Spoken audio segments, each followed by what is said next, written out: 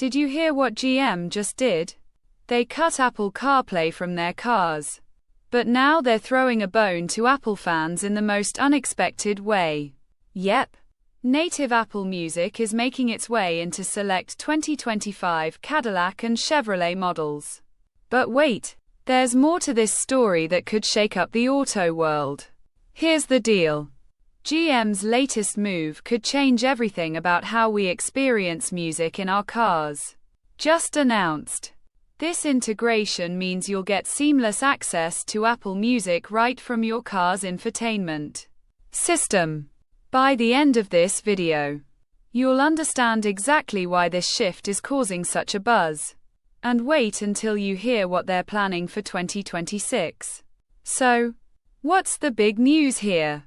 GM is bringing Apple Music directly into their new Cadillac and Chevy vehicles. This means no more fumbling with your phone to connect via Apple CarPlay, because Apple Music will be right there on your car's screen. And here's the kicker.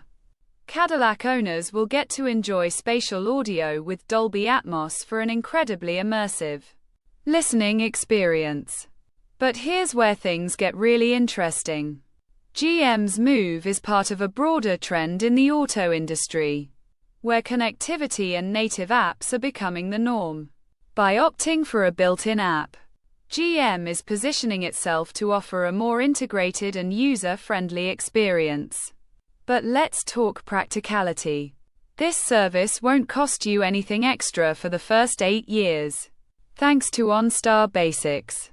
After that, well, GM hasn't spilled the beans yet on what it'll cost now. Here's the part that's got everyone talking. This isn't just about music. GM's decision hints at a future where cars are more than just vehicles. They're becoming entertainment hubs. As more automakers embrace electric vehicles and autonomous driving, the in-car experience is set to become a major battleground. Imagine a world where your car's interface is as intuitive and connected as your smartphone. That's where we're headed. And GM's latest move is a step in that direction. So, what does this mean for you? Well, if you're an Apple Music subscriber, you're all set.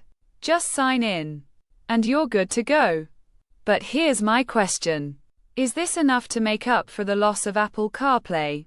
Drop a comment telling me which specific detail impressed you most, and don't forget to hit subscribe because next week, I'm breaking down another game-changing tech in the auto industry.